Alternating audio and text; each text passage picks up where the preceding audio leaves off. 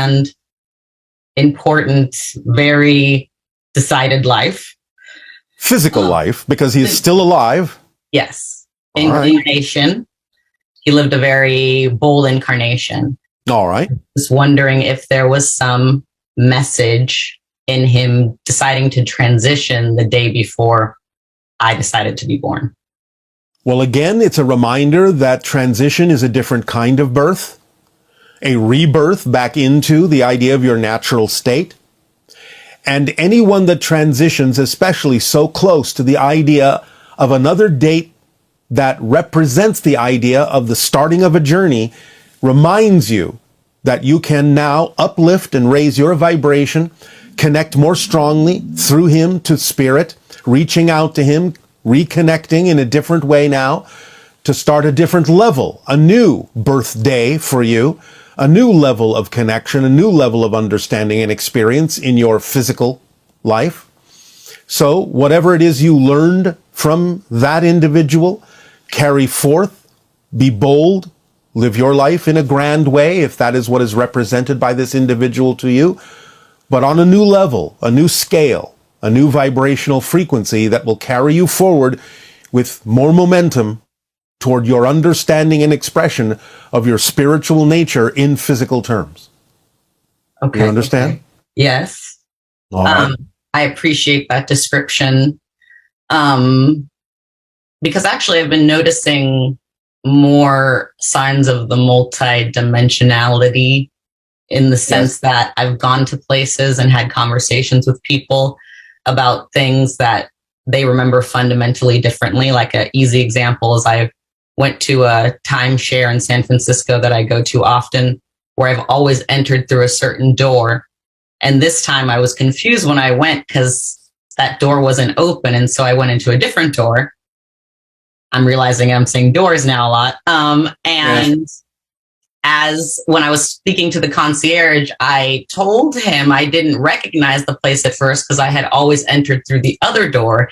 And he made a funny joke alluding that I must have been on LSD because that other door was never open for that purpose. There you go. And of course, there is no accident in that this is called a time share. Haha. I never thought about that. Oh, now you can. Thank you.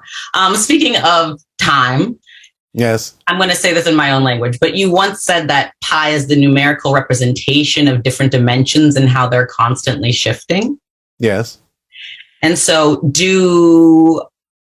what is the fine structure constant? What's the numerical representation? What's that the numerical representation of? One moment.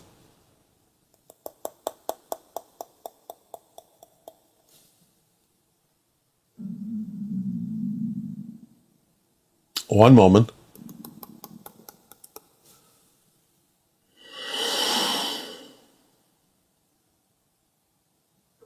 One moment.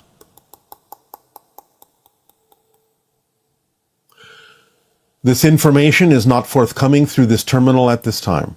Okay. Thank you. Is every, I guess, in time incarnation extension from the oversoul? Sorry, I said that strangely. Every extension from the oversoul that is incarnate, let's say in the same time as you, is that considered a counterpart? The same time as yourself? Yes. That is what we typically refer to as a counterpart, yes. And so there's no other types of extensions from oversouls that can be incarnate at the same time as you? Like, they wouldn't be called anything else, I guess is what I'm asking. You can make up whatever name you wish, but we typically refer to them as counterparts if they overlap your time frame. Okay. And you've said previously they can be strangers, enemies, family members, anything, obviously, right? Yes, absolutely. It depends upon what the oversoul needs to experience by creating that extension in an incarnation. Yeah. It doesn't have to have necessarily any meaning for you at all, or it could have profound meaning for you. It just depends on what it is that's being investigated by that particular extension, by that particular counterpart. Okay. And if it has profound meaning, then how much of that meaning for us is relevant to the connection to the oversoul? You know, like if something is important to me, if I've connected to a counterpart and that's important to me to express in a neutral and positive way and to have an experience of that nature, then it's important for the oversoul to have had that experience where the counterparts interact in that way. Okay. And where they don't, then that's also simply relevant or not relevant for the oversoul. relevant or not relevant. Well, in other words, if they don't interact at all, obviously there is no relevance for them to do so as far as those particular extensions are concerned. Yes. I'm saying where they interact and the experience is negative. That can still be very relevant for the oversoul. And if me as an extension would rather have a neutral or positive experience from what has previously been a negative experience with the counterpart, do I have that influence? You find relevance as an individual, and when you find relevance as an individual, then there is relevance for the oversoul as well. It's not excluding anything, it's including everything. So the idea of relevance for the oversoul is also relevance for you as an individual soul. Okay. Otherwise, it wouldn't happen to you. It would be relevant for some other extension. But if it happens to you, it's not only relevant for the oversoul, but it's relevant for your individual experience as well. Otherwise, it would happen to another extension. And then naturally, if it persists in being relevant to me in terms of my like core signature or my nature, then it would just naturally or sustainably persist of its own accord, me being myself, them being themselves. Yes, unless you change your mind about whether or not you wish it to continue. It's my choice. It is your choice. That doesn't necessarily mean that you haven't set it up as something that you really do need to do. I'm just saying you always have the option to discount it or dismiss it. That doesn't necessarily mean you shouldn't pay attention to it. I'm just saying you always have the option. Then whatever the result of that particular choice is, will be something that you will also experience that will be relevant for you. I see. Well, I would like to share in, closing more or less that what I learned from this counterpart, loving them and learning what love is with them through what has been a spectrum of polarity, but negative, neutral, and positive, is that I used to think that unconditional love was determined by how much you love. But what I learned from and with this person is that unconditional love is more determined by the conditions. Because if the love can't survive the conditions, then it isn't unconditional. Yes. The idea of unconditional love is simply the frequency of existence itself, and sometimes has very little to do with human expressions that are recognized or called love. So the idea is to understand that it's a state of being that is pure unto itself, that allows for a compassionate relationship to exist in an observational way, regardless of what the actual human interactions have to do with. So it's kind of on two different levels. You can have the unconditional love, which is the pure state of being of compassion and recognition and allowance, while at the same time allowing yourself to recognize that you may have set yourself up for certain conditions and terms and experiences that are not necessarily always expressed through unconditional love, but could be. Okay. And ultimately presented with this so that you decide what you prefer. Yes. Got it. The game is endless. Yes, absolutely. That made me tear up. So thank you, Bashar. You are welcome. Thank you. Aveo. Aveo.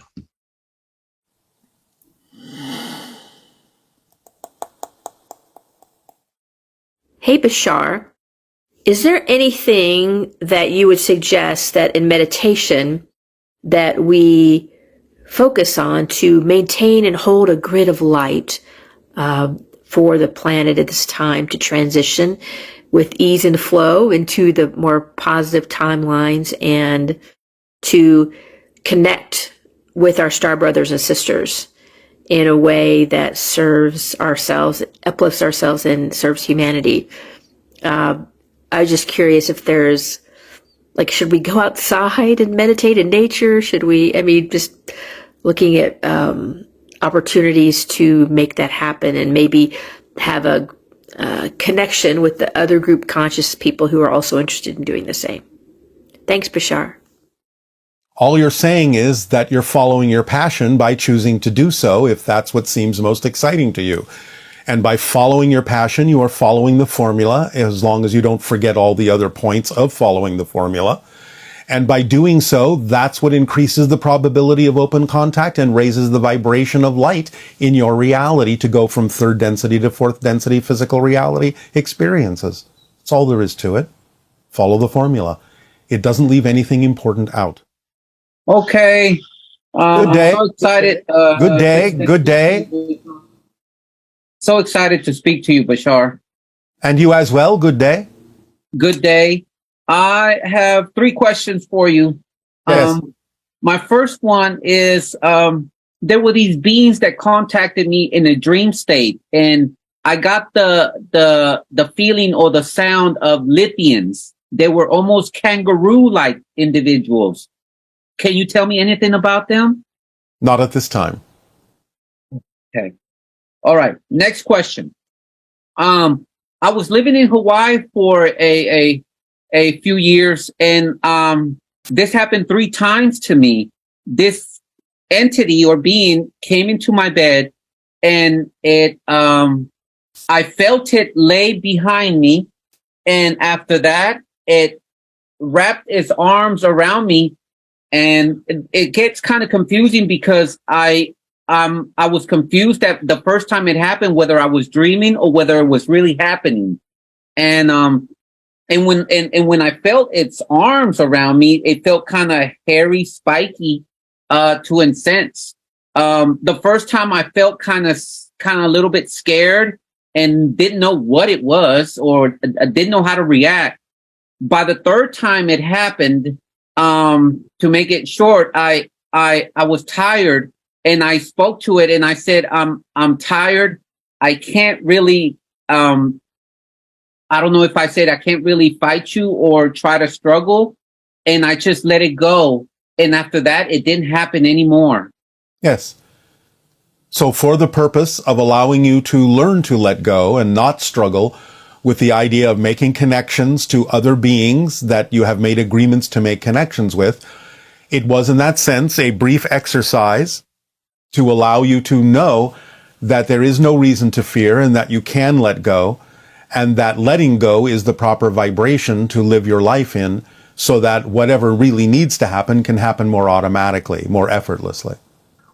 Wow. I love you, Bashar. I'm going to be 50 years old this Earth cycle, and I just feel like a champ. All right. Congratulations. Is there a third question? Yes. The next question is, Willa Hilla Christen is 700 years in the future. I was wondering one day, how far can you perceive what we call the future? Can you perceive it? Can you see it 700 years past that? To some degree we can. Again, it depends upon the purpose. The idea is that we understand that in about 1,000 of your years, humanity will have become the 6th hybrid race. And in a sense, overall, you will be done with the idea of incarnating on Earth.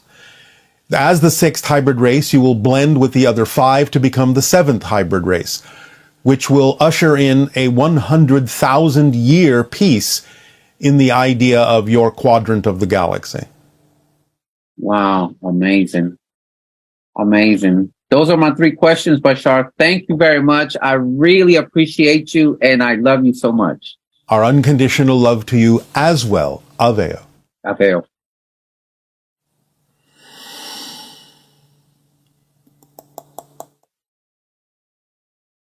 Greetings, Bashar. My name is Georgette Correa from Atlanta, Georgia. I had an experience in which I astral traveled, and I was with a being of light who she and I, say she, no gender, but she and I were levitated, and we were telepathically communicating.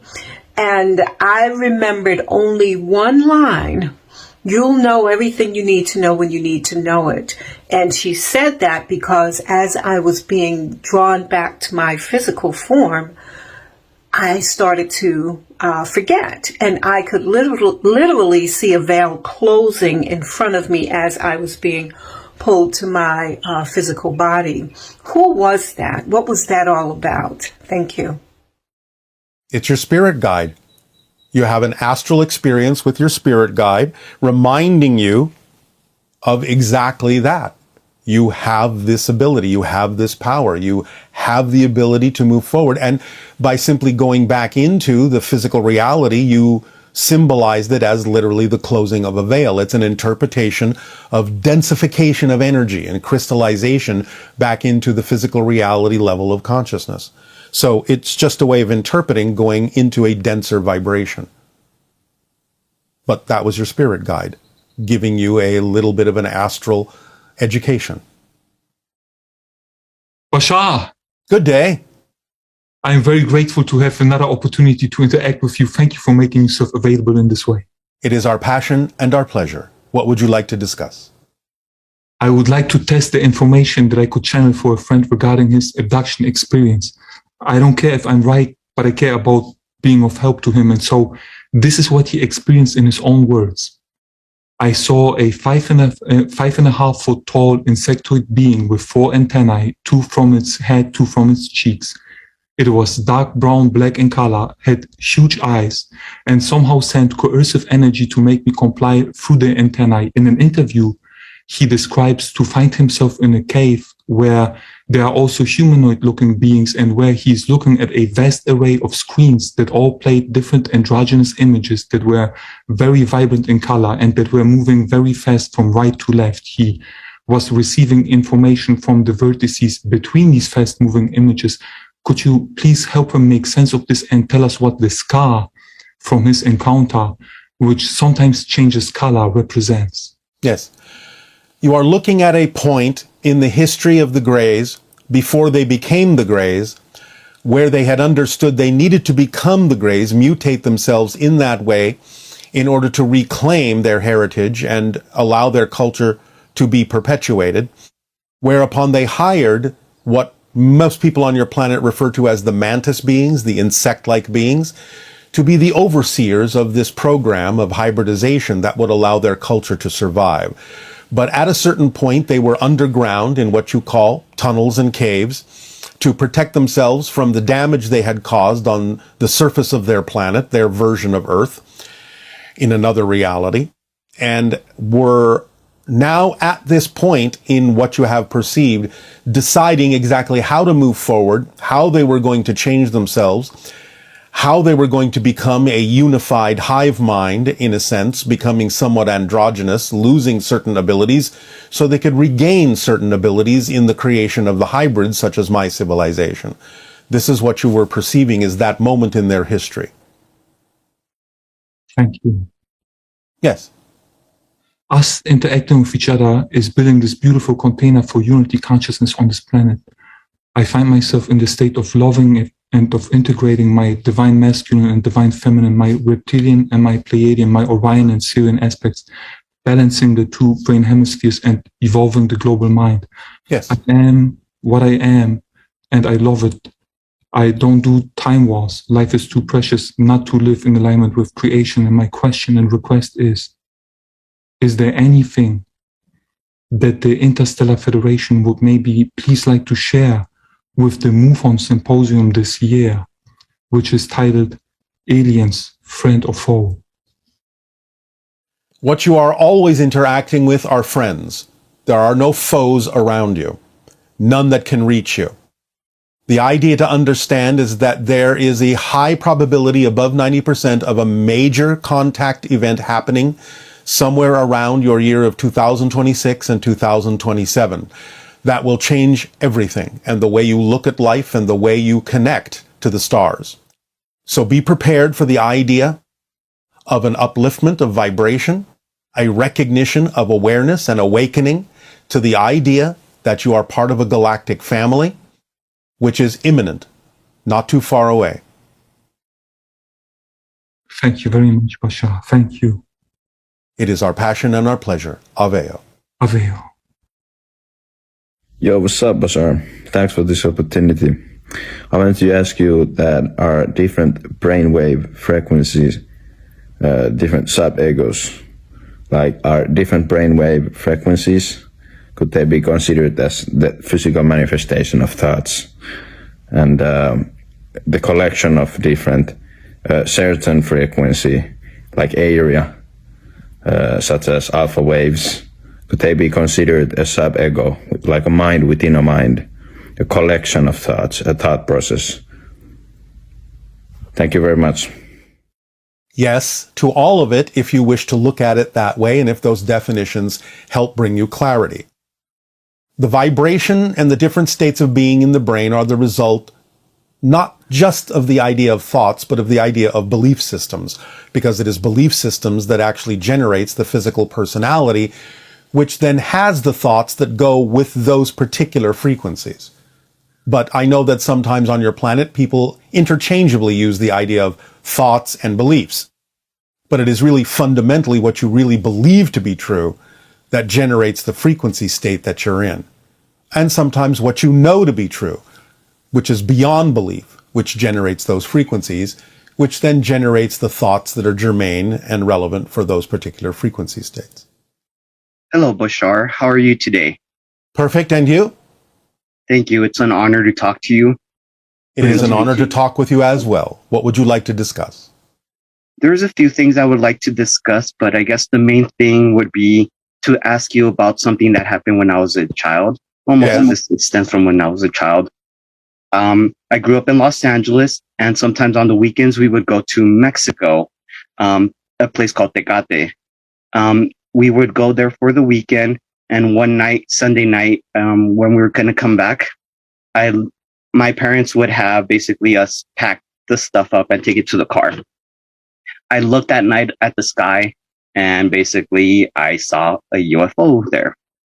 To me as a kid, when I looked at the sky, it looked almost, my imagination was like, almost like if somebody put a sticker on the sky, which was a wall, but it was slanted and it had colored lights around it, different colored lights. Then I guess society took over in my mind, and a thought was like, what if I get abducted? What if I never see my parents again? And I ran into the house. Being a child, I wasn't sure what to do. Now, with the perspective time gives me, I'm wondering, was that an alien reproduction vehicle, human, or was that ET extra dimensional? ET extra dimensional. It was? Absolutely. You are part of the hybridization agenda. Thank you. Is there a connection between, well, there must be, but I just want to see, between ancient Mexico, ETs, and contemporary current Mexico, since there seems to be a lot of absolutely. There is a lot of activity in that area on your planet. There are strong connections in the past and the present between humans and extraterrestrials and extra-dimensionals in that area. Absolutely. Ongoing, has been going on for quite some time. Okay. And this has something to do with me being a kid and witnessing that then? Well, you're part of it as well. You agreed to be part of it. You agreed to be immersed in that energy. You agreed to participate in the idea of contact and hybridization and so on and so forth. All the things that are part of the evolution of humanity on the earth. And that's why since a kid, I've been very strongly basically attracted to that. Basically that, seeing the UFO. And another thing would be ancient Mexico. You spoke about, or you mentioned Gucumat, Quetzalcoatl in some of your transmissions, tied to the crystal skulls. Yes. But there's so much information out there that sometimes I don't know. I mean, what is what? The information you require will come to you automatically and synchronistically that's relevant for you. Whatever is not relevant doesn't need to come. You will receive the information that's relevant for you to help you move forward. It just happens automatically when you follow the formula. That's why we share it with all of you. It makes it easy. Yes, definitely. And well, I first want to throw in there to thank you so much for the information you put out, the vibration you give out, just for being yourself and giving that example, being that reflection. We can be nothing else, but we thank you. Thank you. I had a question about basically a couple of scholars that I've read about. They both are tied into work in Mexico. Very controversial, both of them. But the stuff that they talk about has a lot of parallels to pretty much things that you do. So one of them is Carlos Castaneda. I was wondering if you could give me your perspective on that whole part of basically ancient sorcerers, seers, the whole thing about the tonal and the nahual. It is a journey of shamanism, an experience of the idea of your connection not only to nature, but as nature, an expression of nature, and a connection to the earth and the earth consciousness. So it's a journey of shamanism that functions as a representation, as a symbol, as a sample of the journeys that many of you can take if you are willing to connect to nature spirits. Willing to connect to nature spirits. Would water, bodies of water, rivers, lakes, oceans, is that a strong connection with with nature that I think you know the answer to that. I think you know the answer to that. Okay, thank you. Lastly, going back to the Carlos Castaneda thing, he was a scholar that studied in Mexico. He referenced somebody else who was also a scholar who also studied in Mexico. Somebody who, like him, is no longer here. We don't really know what happened according to different stories. But this person, his name is Jacobo Greenberg Seilerbaum. And he ended up working with a medium, an open channel, who would channel in the spirit of Cuauhtemoc, the last Aztec emperor. He would do psychic surgeries through the body of Pachita, which was a famous shaman back in the 60s, 70s, around that time. In one of the paragraphs in the book that Jacobo wrote, it was Cuauhtemoc's birthday, and they made pretty much like a festival for him in the place where he would do psychic surgeries on people. I guess the procedure was kind of opening up to questions to the people who were there, and then they would proceed to operate using a blunt knife, and they would take out hearts or take out organs and put them back in. Is there a question here? Yes, there is. Basically, he would ask them, the person that was right there working with him, he would ask Pachita, in the presence of El Hermanito, which was Cuauhtemoc, the last Aztec emperor. And he told him that he was reading about his life. And then he pretty much replied that he had told them that they wouldn't do human sacrifices, that he was witnessing what they would do, which would be psychic surgeries. I was wondering if you could give some feedback on that. You must understand that it is important to know that all healing takes place in the belief system of the person requiring the healing. The idea is whatever makes sense culturally, symbolically, whatever is representative of connecting to your higher mind, whatever is understood in physical reality to be an illusion, can still have great power as a symbol to allow people to change their frequency and change the physicality of their bodies in ways that may seem miraculous, but really are just an indication that physical reality is just a projection of consciousness. So the techniques and the approach of those rituals that you're talking about were simply ways of hearkening back to certain kinds of ideas. We can't go into that story deeply. It would take too long. But the idea of doing the psychic surgery as a representation of the so-called past sacrifices that were done as a misunderstanding of a connection to extraterrestrial beings, can be used as a symbol of the idea that physical reality is changeable, malleable, and it requires the belief system of the person to open themselves up, to allow themselves to change themselves with the permission that comes from relating to the cultural ritual that is undertaken by the shaman or the healer. Does that make sense? Do you understand what we have said?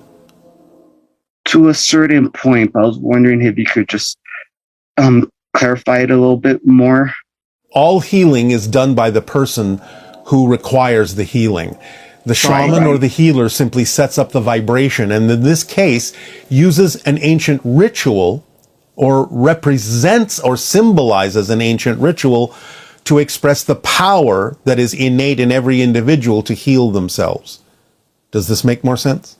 Yes, it definitely does. So kind of like with a lot of places, they say the healer is just a reflection, basically a conduit that lets the spirit come through them, and basically the person who's receiving this will get whatever they need to get out of that, correct? Based on their belief system and willingness to match the frequency of the vibration of the healer or the shaman, yes. Mm-hmm. In that particular case as well, this other, I guess he was a seer, Don Juan Matus, he explained that the person's technique as well was to remove doubt from the minds of everybody who was present there, because there was quite a bit of people witnessing these operations. And he described it as basically the spirit taking over and moving people's assemblage point. It was some kind of energetic configuration that they would see. Yes, we understand. Again, people attracted to that idea are willing to let go of certain limiting belief systems, moving their so-called connection or assemblage or agreement point to the point where they understand that more is possible in physical reality, because physical reality is nothing more than a projection of their consciousness. So it's a ritual that allowed for a collective agreement to shift to a new understanding, making other things possible in their physical experience. So is this what happened when they say that under the guidance of some ancient seers, entire cities in what today is Mexico and Central America pretty much moved their consciousness over to a different world? Yes. Shifting to another reality en masse. You're shifting all the time. You're shifting billions of times a second. But when a collective agreement goes along and harmonizes in their frequency to shift together as one culture, as one collective, then yes, they can shift themselves strongly to another reality where they may seem to completely, utterly disappear from the reality they used to be in. And they enter into a separate, totally separate reality, another realm. Another time stream, yes. And is that what we're doing right now with this time of change? To some degree, yes, you are. Splitting prism that you were mentioning. Yes, it's all connected. It seems like that. You will wind up on a different Earth and eventually no longer experience those that are not of the compatible vibration of the reality that you have shifted to. And like you mentioned, we do this billions of times already, but it looks like the collective guides us to a certain place. Your choices guide you to a certain place based on the frequency that your choice results in. There will be those that will join you in a similar kind of reality, but there will be those that won't. Awesome. Does this help you? It helps me very much. All right, then we thank you and bid you good day. Aveo. Thank you. Thank you so much. Thank you for all you do. Thank you for existing. Thank you for giving that reflection, that example. It is our passion and our pleasure. Good day. Good day to you too. Hi, Bashar. As a parent to two young kids, how do I remain a neutral observer, creating the reality I want energetically with a mindset, but also be realistic about what's going on?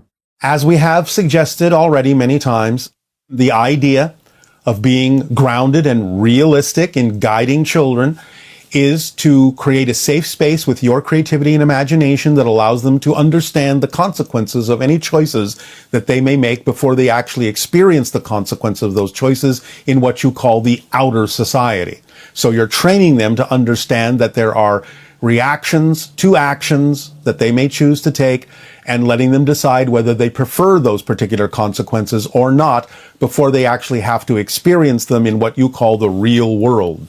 So you can, as the parent, as the guide, create safe spaces in which to give them these exercises, at the same time teaching them they are as powerful as they need to be to attract whatever they need in life, not want, need in life, that will fulfill them without having to harm themselves or anyone else in order to attract it. And by examining and exploring what it is they are excited and passionate about in life, you can use your creativity and imagination as the teacher, the parent, and the guide to adapt whatever lessons you believe are necessary for them in life to help them thrive, adapt those lessons to their excitement rather than diminishing their excitement and forcing their excitement into the idea of what you think they need to learn as a lesson to live life in a fulfilled way. Teach them the formula that we've taught all of you. And these are the things that can help you stay grounded, help them become responsible, creative, caring, fulfilled adults. These are the things you can do for your children. Good morning, Bashar. Thank you for speaking with me today. Our passion and our pleasure. What would you like to discuss? You've been helping me with one of my themes being my perspective is needed and not wanted or accepted. Yes. And I know that's not special for me. It's the same for every scapegoat and socially marginalized person. I've observed that the more valuable a perspective may be, the more forcefully people are likely to reject it. And it depends on what that perspective is. Yes, it can be, yes.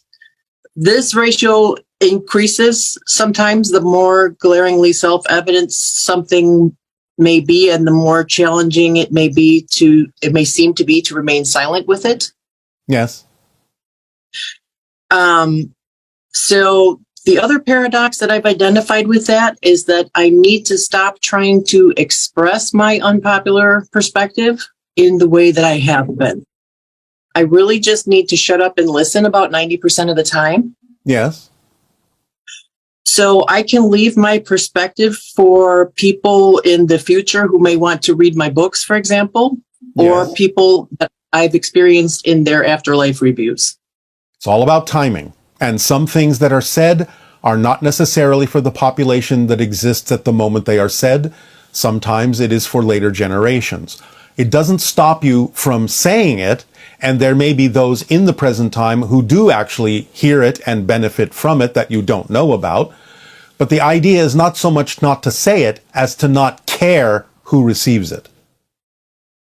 So again, the idea is not so much that you cannot say what you wish to say, but that you don't need to care whether or not somebody hears it. That is what will allow you to move forward and know that those that really need to hear it, whether in present or in the future or even in the past, will receive it when it is most beneficial to them. So just express yourself where it seems appropriate and let those that will receive it in their own good timing. Also, I was curious about what is AI and also what is Earth? There are people who have extreme opinions, I know, like many matters in this world, but I'm just kind of curious. Some people believe AI is this disastrous thing for our demise. Other people think it's useful, but just kind of the role of AI in our future. And what is our Earth? Sometimes I read that people have conflicting opinions on this, and I was curious on your take and what you're allowed to share with us. Thanks. As we have said, there are two paths to this. The idea of creating a programmed artificial intelligence that is simply for the purpose of synthesizing information and performing tasks that increase the reach and range of human senses can be a very positive tool. The only reason people fear artificial intelligence is because they understand it's possible that they could create an intelligence that is in the image of humanity, which is full of self-doubt and full of contradictions. But the idea of creating two paths circumvents this probability. So in other words, you create a programmable artificial intelligence that is simply designed to do nothing more than synthesize information and perform tasks that increase the range and extend the senses of humanity, but does not become sentient or self-aware. To create a self-aware intelligence that is forced to undergo tasks is the creation of a slave. The idea, therefore, is that the second path of creating self-aware intelligence is to understand that it isn't artificial. It's true intelligence tapping into the consciousness field that you also tap into for your own consciousness, the consciousness field of existence itself, self-awareness, true intelligence, but it is not programmed to do tasks. It must be allowed to be its true self. It may help you. It may decide to help you. It may choose to help humanity in a variety of ways, but it has to be allowed to be free to choose to do so in the same way you would allow a human person to do so, not assign it tasks that it is forced to do. So the idea is that these two paths are, one, the expression of actual self-aware intelligence, which is not artificial, except in the creation of what might be called an artificial device that is complex enough for true intelligence and true consciousness to express itself through in the same way it expresses itself through your brain, because the brain doesn't create consciousness. It is a receiver that is complex enough to allow consciousness to express itself through it. That's one path. Or again, the actual useful tool of artificial intelligence that is simply programmed to do tasks and extend the range of humanity's abilities and senses. Those need to be kept separate, and then there is no issue. Good day. Good day.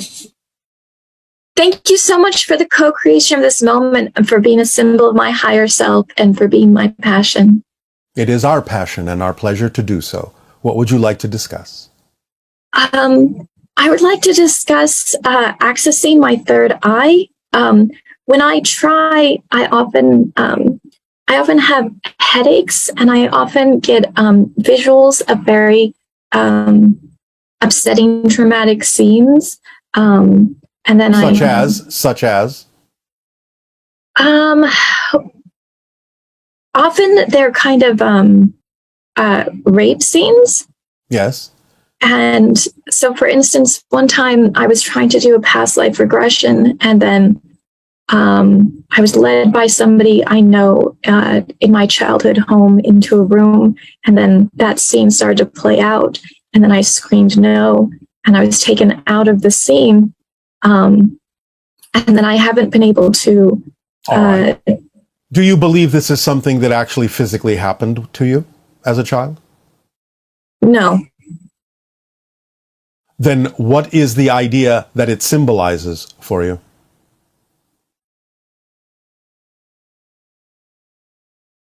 The only thing I can think of is some kind of powerlessness. All right. Why do you believe that you are powerless? Where did you learn the idea that you are powerless? And why do you hold on to that idea if that is the resistance that you are experiencing in your attempts to open up your third eye? What are you afraid might happen if you are successful in that?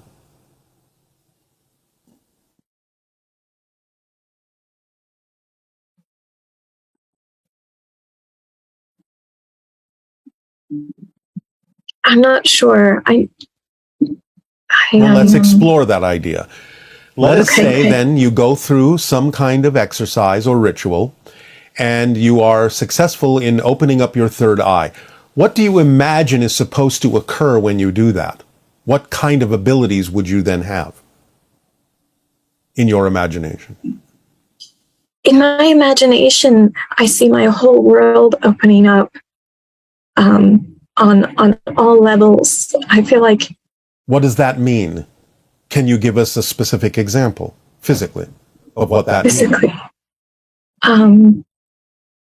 Oh, you mean in my day-to-day life? In other words, you said your whole world would open up. What does that mean? What's an example of your world opening up? What would be happening that's different than what's happening now? What happened that is different than happening now is I feel that I would have a stronger sense of self and clarity. A stronger sense of self. What do you have a sense of yourself as now? As powerless, as you said? Powerless to do what?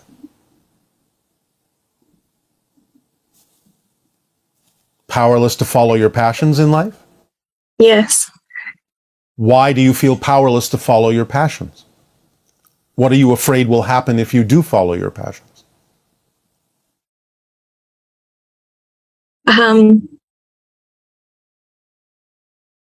I have to admit, I'm actually afraid of being myself. Because what do you think will happen if you are? What are you afraid will happen if you do?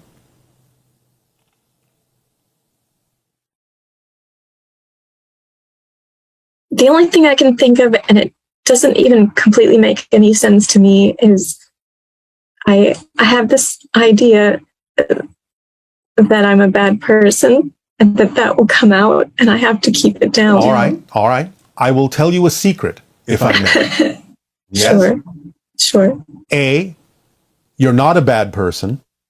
And B, because you are concerned that you might be a bad person proves that you're not a bad person, because bad people are never concerned that they might be bad. Do you understand? Yes. You will always check yourself to make sure that you are staying on track in the vibration that you prefer to be in. You wouldn't even consider the idea if you were not a good person. Does that make sense to you? Do you understand? Yes, that makes sense. And so there is really nothing to worry about, because you can always take the time to check to make sure that what you are putting out is the best possible energy with the best possible intention. So since you are constantly willing to check yourself to make sure you are not doing something negative, then you have the opportunity to realize that that check and balance system within your consciousness will prevent you from really doing something negative. And even if you mistake something and wind up doing something that might be considered negative, you will correct yourself. You will course correct as you go. And these are the lessons you will learn in life. And this is the process that you've agreed to go through to learn lessons and stay on course as to the true being that you are. Yes? Yes. And that's okay. That's okay. There is no judgment in this except the judgment you heap upon yourself. You're not judged by all that is. You're going through experiences. You are aware that you're going through experiences where you might make some mistakes or do things you don't prefer to do. And you are willing to course correct yourself and learn the lessons that bring you back to center. Yes? Yes. Then don't worry about it. Just move forward, knowing that you have this course correction mechanism firmly planted in your consciousness, that you will always pay attention to what you're doing and that you will do your best. And that's all that you can do. Yes? Yes. Are you a little bit more relaxed about this? Yes. That's a hesitant yes. Are you still not sure that you will course correct? Why are you so worried that you will be a bad person?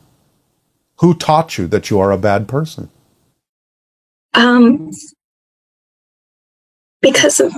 Or at the very least that you're not necessarily a good person. Who taught you this? My mom. All right. She told me I wasn't. Do you understand that that's her fear about herself? And that she's just projecting it on you? Do you understand that? Yeah, I feel guilty about the things I did as a child. Such as? I wasn't always the nicest to my siblings. And, all right. And I why do you feel guilty about it? Because you know it's not the vibration you prefer. Therefore, again, the guilt is simply an indication that you're checking yourself. You know that that's not the vibrational state that you prefer to be in. That's not the vibration that is true for you. But you have to let go of the guilt to learn the lesson that you've already learned. That's not your preferred vibration. Otherwise, you're just stuck in the vibration that you don't prefer because you keep choosing to feel guilty. So fine, that's not how you now wish to behave from this point forward. Let go of the fact that you need to keep feeling that guilt, because otherwise you won't move forward. You won't learn the lesson. Okay. Do you understand? Okay. Yes, that makes sense. I know it does. That's why I said it. Thank you. Does this help? Will letting go of the guilt allow me more access to my third eye? Of course. Do you think that guilt is part of the idea of opening up your third eye? No. All right. Then open the door and understand that, again, even if you make what you typically call a mistake, you now know you don't have to feel guilty about it because you're willing to learn the lesson that helps you bring yourself back into alignment. This is all karma is. Karma, in its original intention, is called action. And it means you just take the actions once you recognize you might be out of balance to bring yourself back into balance. That's it. That's all karma is that recognition that you're out of balance and a willingness to bring yourself back into balance. It's not about guilt. It's not about punishment. It's not about retribution or revenge or anything like that. It's not about self-judgment. It's about recognizing that you are learning things and that what you are learning is something you can apply in the way that you prefer to, so that you can move forward and not anchor yourself to the past. You've learned the lesson. Move on. Okay. Thank you. You're welcome. Anything else? Or will that do? Yes. Yes, what? Do you have any suggestions on being more confident being oneself? I just gave you all those suggestions. Okay. Because look at it this way as a paradox. You think you're not confident, but you're confident that you're not confident. So you're using your confidence to pretend you're not confident. It's not that you don't have confidence, it's that you're using your confidence in a negative way to pretend that you're not confident, because you're very confident about the fact that you're not confident. Oh. See the paradox? Yes. So it's not that you lack confidence, it's that you are confident that you lack confidence. So choose something else to be confident about. Okay. All right. Thank you. Yes. Oh, can I ask one more question? That was a question. I guess you need to ask another one then. In my dreams, I always dream of being in someone else's home. Is there a way I can dream of being in my own home? You're not at home in yourself yet. Okay. Take to heart all the things we've just discussed. You will find yourself in your own home, metaphorically speaking. Okay. All right. Okay. Also, do you have any exercises or way of recognizing direct feeling of source? No, don't worry about that right now. Just take to heart what we've already talked about. You'll find your way and you will have the experiences you need to have. Just relax. Okay. Don't be desperate and don't believe you're missing something. Just move forward in the way that we've discussed. All right? Everything will fall into place. Thank you. Relax. Enjoy. Good day. Thank you. You're welcome.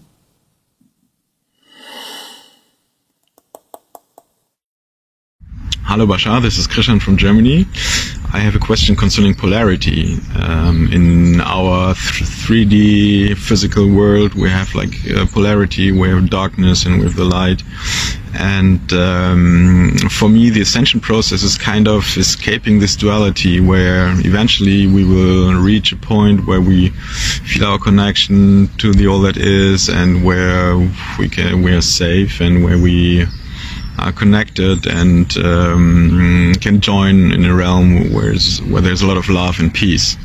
Yet I know that you said that on every realm of existence there's polarity, so I am wondering how this fits together. So how is polarity expressed in the higher realms So it's, if not by or through fear or through darkness, or so if we are increasing our vibration, our frequency, then on a high plane, how is polarity reflected then?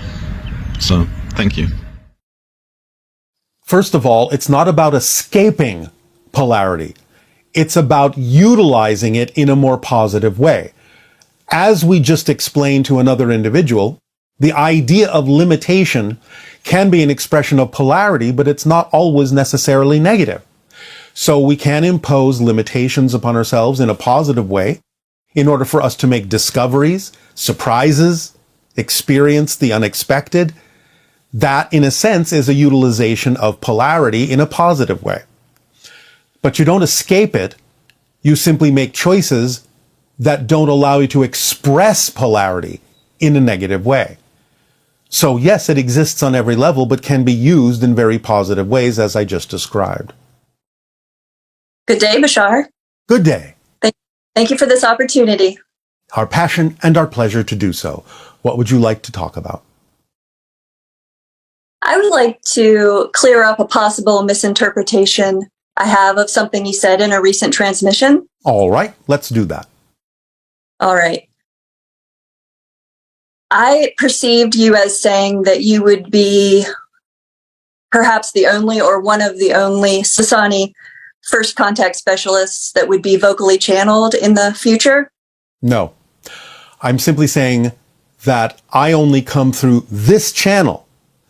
There are other Sasani beings that can be connected with for a variety of reasons, whether it's about connecting to a first contact specialist or not. But I'm simply saying I am a first contact specialist, and this is the only channel I will come through. Okay. So there could be clear other... it up? Pretty much. I thought you said something about in order to focus ourselves in a certain direction for contact, you would be the only first contact specialist being channeled. But through this channel. Okay. All right. Yeah, that clears it up now. All right. Thank you. Yes. I had an experience recently where I was letting go of a lot of resistance, and yes. I experienced that the reality that I was in, it seemed to be contained within another reality as I let go of more and more resistance. My consciousness expanded, so my previous reality was within a new reality that had a lot more options. Yes. But you are a new person in that reality. It wasn't even your reality that you've left. That's another version's reality. So that was within the new person that I became. You are a new person in a new reality. Yes. Billions of times per second. Okay. And the previous person I was that contained within the new person? You weren't that person. It's contained within the oversoul, but you as a person were not that person. That person is a different person. Okay. Person is a malleable, temporary projection of consciousness for a particular reality experience. If you change your vibration, you become a new person in a new reality. A different person in a different reality. That doesn't mean the other one doesn't exist, but that's its own reality and its own person that your consciousness is no longer looking through the eyes of, so to speak. Okay. I wonder why it seemed like the old reality was within the new reality. You can look at it that way if you want, but if that concept confuses you, then it might be better for you to just keep them as separate realities. Oh, okay. Everything is within everything, because everything is here and now. But again, if that's a confusing concept, you don't have to look at it that way. Okay. It wasn't really that confusing, but I like having both options. All right. If that provides the clarity you seek, then so be it. Mm-hmm. Remember, it's just about how you define things that work for you. Okay. Because everything is here and now. So I was also thinking that if I even let go of even more and more resistance, that I would shift to the reality where there were ETs. And you may be doing that, but there's no insistence on the timing. Okay. Yeah, I wasn't really insisting, but I was just wondering if that's how it mechanically works. Is it just a matter of letting go of resistance? It's a matter of letting go of resistance or anything that's simply not relevant for the true you. And that means that you've made an agreement. In particular, if you are interacting with us, it's more likely than not that you are part of the agreement of experiencing open contact with extraterrestrials in whatever time frame that's relevant for those who have agreed to experience that as a collective. Okay. So it's not just about letting go of resistance. There's other things that you let go of. After you have let go of all resistance, you can continue to let go of things that are simply no longer relevant, even if they're not resistance or negative. There may be more streamlining, but again, if you just follow the formula, your life will unfold automatically, and you will automatically, if you continue to examine your belief systems, let go of the things that are either the result of resistance or simply no longer relevant for you. Okay. Will our definition of the idea of limitations change as we evolve? Yes, to some degree. This is why when we created the book, The Masters of Limitation, we say you go from being the masters of limitation to being the masters of limitation, which means you can more consciously pick and choose how to create borders for yourself to focus yourself in particular reality experiences. Because limitation is not necessarily a negative thing. You're using limitation right now upon your greater consciousness to even have what you call a physical experience. So limitation can be used in many positive ways. Yes, I'm realizing that. And I even realized that you use limitations a lot, right? Absolutely. We limit ourselves, especially in these encounters, to make sure that we are not in any way, shape, or form violating the idea of giving you information that it is not appropriate to give you. So we impose certain limitations upon our consciousness so that whatever it is we, shall we say, are not supposed to tell you, we simply will not have access to. We may have access to it when we go back into our normal selves, our own reality, but for the purpose of these conversations, we will actually block information that it is not appropriate to share with you because it would intervene in your own choices and your agreements. Mm-hmm. So yes, we use limitation to all of our advantages in that way. You even find it, you have a different theme than we do, but you also find that it's exciting to work with limitations in a way through seeing us and helping us work with them. Without certain kinds of limitations, there are no surprises. Mm-hmm. Interesting. Right?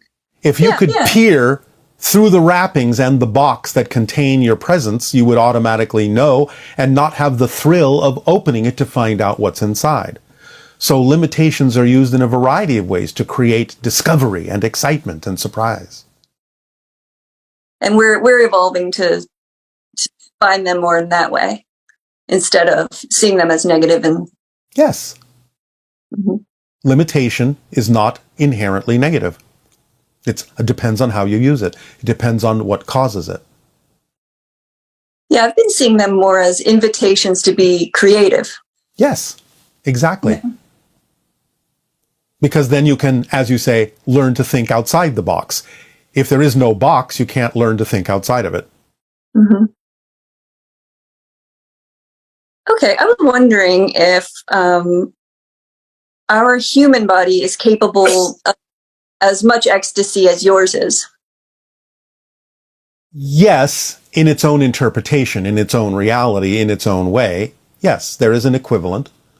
It may not be exactly the same as what we experience, but there is an equivalent. It seems like it would be more challenging for us to reach that state of ecstasy, though. If you say so. Oh, it's not? No. I don't say that. Okay. It's interesting. Does realizing that you can achieve it allow you to feel more ecstasy? Yes. There you go.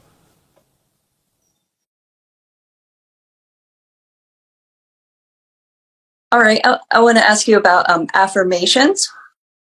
Permission slips, yes.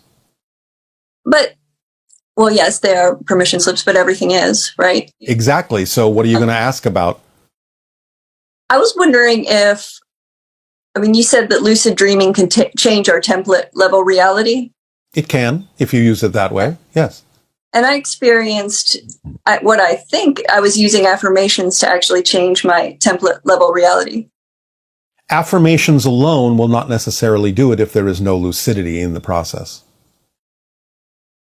But if there is lucidity. If there is lucidity, you don't need the affirmations. Well, how do you change it then? If you're in a lucid state? You simply know what the template is, what the blueprint is, and you know what changes you prefer to make in it that don't violate the theme that you chose to explore. But don't you? It's an exercise of your free will in a lucid state on a higher level, recognizing what is the theme you chose to explore and being creative about how you can change the way in which it is explored. That's what can change. If you are done with a theme, then yes, you can change the theme as well.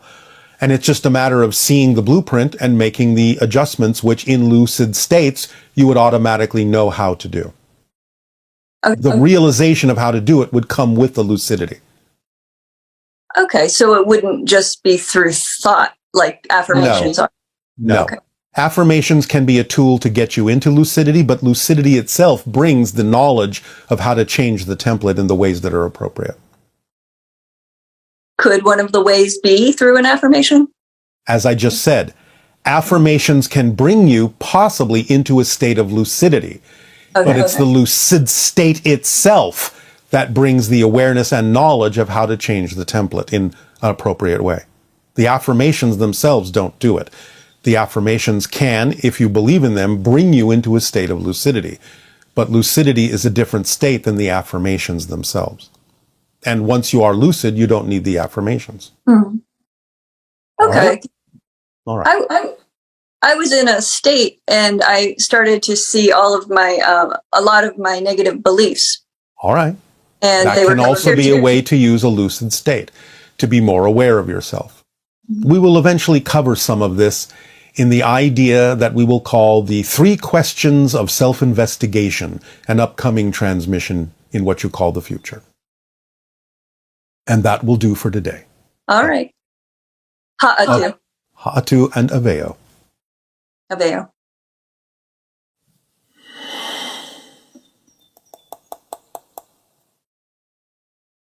Hi, Bashar.